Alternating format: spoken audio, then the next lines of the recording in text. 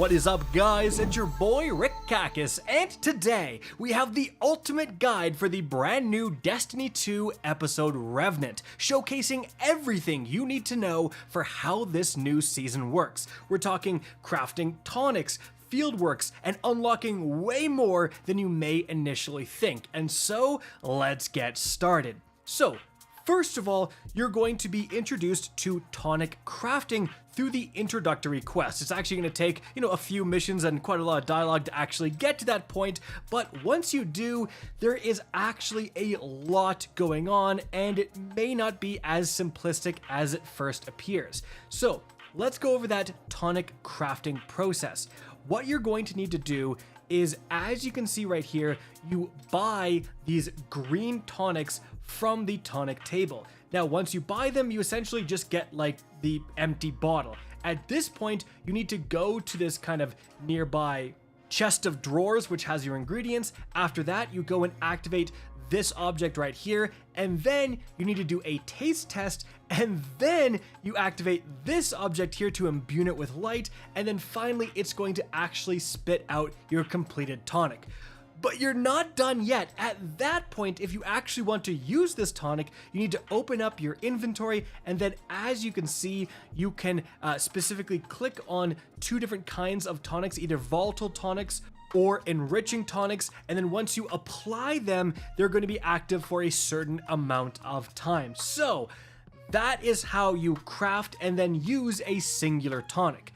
But very importantly, you can actually craft a batch of tonics. As you can see right here, you can just buy a bunch of the green tonics all at once and then craft them all at the same time. Like, there's no problem involved there. Now, at this point, guys, once you've crafted the first few tonics, you are going to be, through the introductory quest, sent to this screen right here, the Fieldwork screen. So this is all kind of the available seasonal upgrades for Act 1 of Revenant. And we have minor fieldwork, major fieldwork, and then the key fieldwork.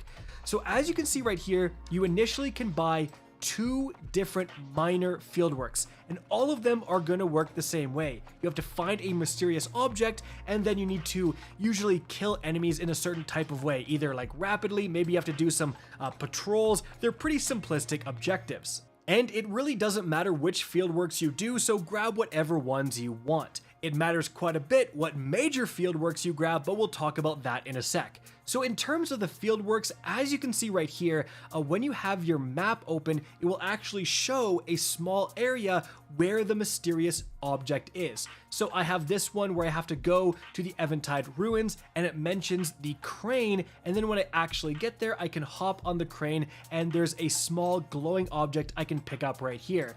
Then when I go and kill a bunch of enemies in the Eventide ruins, or whatever that like other objective is, I'm going to get this fieldwork done. And you can see I actually have another fieldwork here. Again, it's going to send me off to a different location. This time it's going to be near the Perdition Lost sector, and I can find that mysterious object right here. Now, after I get both of these done, then I'm going to head back to the new last city social space and hand in my fieldwork.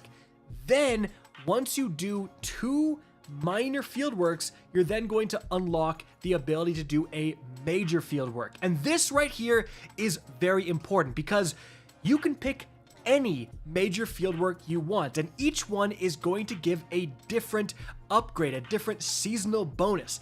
And although it tells you the name of these seasonal upgrades, it doesn't actually tell you what they do in game. So I'm going to do that right now so you can make the most informed decision possible. So, starting on the left with Major Fieldwork 1 Europa, you get Blood Drive, where collecting reclaimed vitality has a chance to reward uncommon reagents. After that, you have Extraordinary Tonics, where you have an increased chance to synthesize higher tier tonics in Ido's laboratory. Then you have Performance Bonus.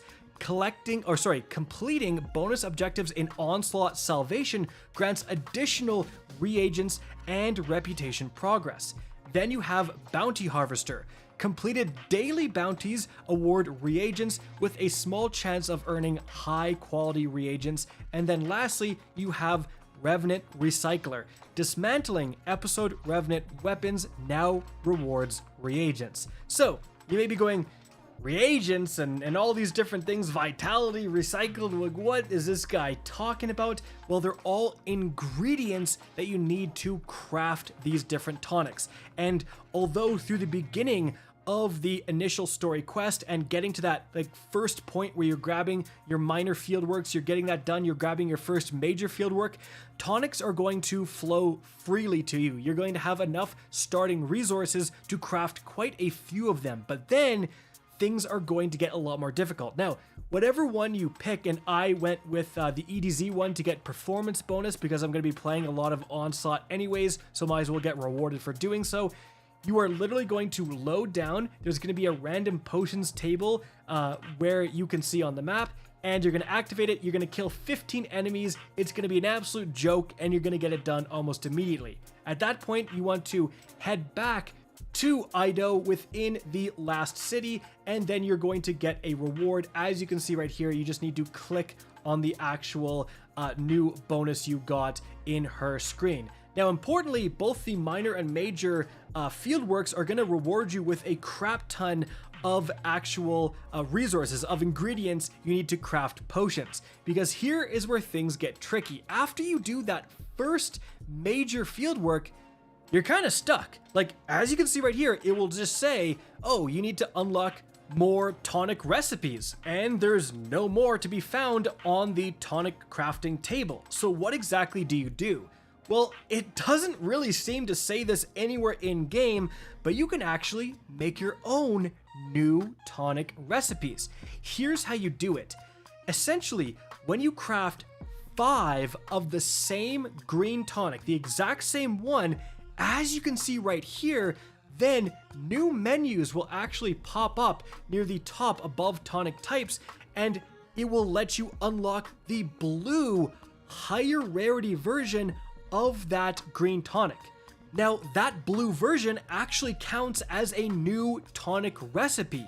So what that means is you craft 5 of the same green tonic, you get the blue, you craft 5 of the same of another tonic, you get the blue, then suddenly that's 9 total recipes unlocked. You can actually grab more of those minor fieldworks. And then when you do more of those, you unlock more of the blue versions of these different tonics. You unlock even more minor fieldwork. And then when you're done those 2 minor fieldworks, you unlock another major fieldwork. So you can actually keep progressing. Even in this first day, this first week, you can actually unlock a bunch of additional tonic recipes by crafting, like again, 5 of the same green one to unlock those higher rarities and get more and more of those fieldworks. Now, the way you see me do it initially in the background gameplay is actually wrong. I have some massive tips for you guys.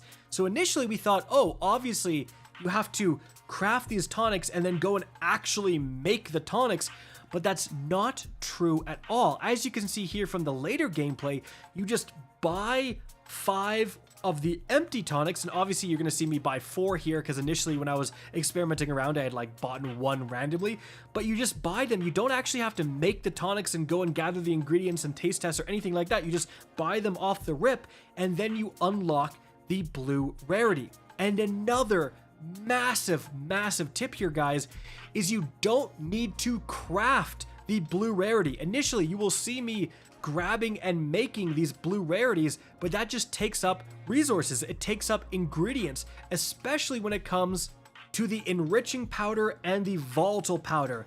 Those are going to be your main choke point when it comes to making these tonics. So again, you buy 5 of the exact same tonic, you just then unlock the option to make the blue one. You don't actually need to craft the blue one. You don't actually need to buy the blue one. That will count for additional recipes unlocked so you can get more fieldcraft and unlock more upgrades.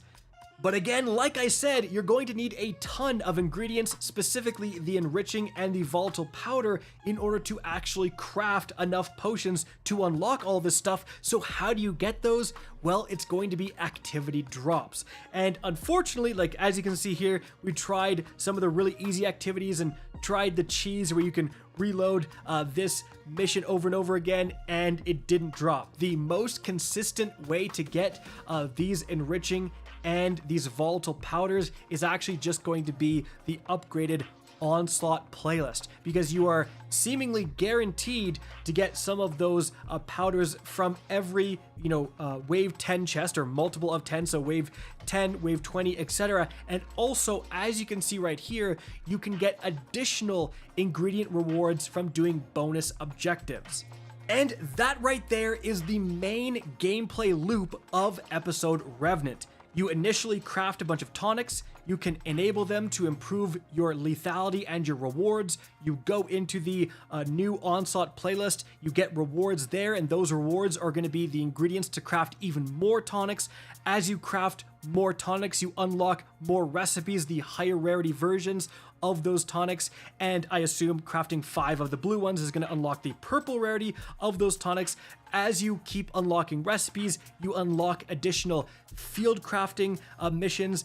You keep completing those to unlock additional seasonal upgrades. All of the major seasonal upgrade rewards have to do with just getting more ingredients and feeding into this gameplay loop. And once you do eventually unlock all 5 of those major fieldwork upgrades, then you unlock the Omega final fieldwork upgrade. Now, we don't exactly know the limit of the recipes you can get right now. It may be a wait until the next weekly reset before more become available, but as of right now, that is how to get the most out of this initial week and unlock a bunch of upgrades, craft a ton of tonics, and just how that whole process and gameplay loop actually works. You're going to be getting the new weapons mainly from that new Onslaught playlist. Just don't forget to be popping those tonics to enable even more drops. In fact, the second major upgrade I got was the recycler one, because hey, if I'm going to be farming the Onslaught playlist anyways, and the main drop there is the new seasonal weapons, well, I'm going to be dismantling every bad roll, so I might as well be getting ingredients out of that. Anyways, guys, that is it for the video. Hope you enjoyed and found this informative. If you did, please remember to help me out by simply rating and especially sharing this video. If you guys want to see more Destiny 2 content similar to this, don't be afraid to slap that subscribe button. If you want to get in touch with me and keep up to date with the latest channel activity, the best way is to follow me on Twitter at RickCacus, that is linked in the description down below. Again, I hope you enjoyed the video, and as always, have a good day.